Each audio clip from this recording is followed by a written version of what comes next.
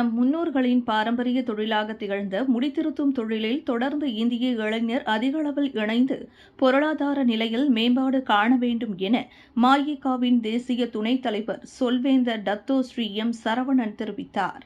மலேசிய சாதனை புத்தகத்தில் இடம்பெறும் முயற்சியில் தாஸ் அகாடமியைச் சேர்ந்த 21 இந்திய இளைஞர்கள் 96 மணி நேரம் இடைவிடாமல் முடித்திருத்தும் முயற்சியில் ஈடுபட்டுள்ளதை பாராட்டிய தாப்பா நாடாளுமன்ற உறுப்பினருமான அவர் மேற்கண்டவாறு கூறினார். இளைஞர்கள் அதிகமாக இத்துறையில் ஈடுபட வேண்டும் என அறிவுறுத்திய செந்தமிழ் செல்வர் சரவணன் இந்த சாதனைக்கு உறுதுணையாக இருக்கும் கூட்டரசு பிரதேச மஇகவினரை வெகுவாக பாராட்டினார்.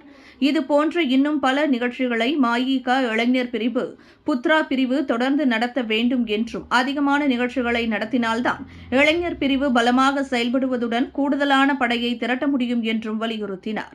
இதற்கு முன்னர் 24 மணி நேரம் இடைவிடாமல் தனிநபராக முடித்திருத்தி தாஸ் அகாடமியின் உரிமையாளர் காளிதாஸ் மலேசிய சாதனை புத்தகத்தில் இடம் பிடித்துள்ளார். அதனைத் தொடர்ந்து குழுவாக 72 மணி நேரம் இடைவிடாமல் முடித்திருத்தி சாதனையும் படைத்துள்ளனர். தற்போது 96 மணி நேரம் இடைவிடாமல் முடித்திருத்தி சாதனை படைக்க உள்ளனர். இன்று தொடங்கி வரும் 26ஆம் தேதி மதியம் 1 மணி வரை இந்த சாதனை தொடர உள்ளது. நிறைவு விழாவில் மஇகவின் தேசிய தலைவர் தான் ஸ்ரீ எஸ்.ஏ. விக்னேஸ்வரன் கலந்து கொள்வார் என தெரிவிக்கப்பட்டது. புற்று நோயாளிகளுக்கு முடியை தானமாக கொடுக்கும் முயற்சியில் மேற்கொள்ளப்படும் இச்சாதனைக்கு மக்கள் முழு ஆதரவு வழங்க வேண்டும் என கேட்டுக் கொள்ளப்பட்டுள்ளது.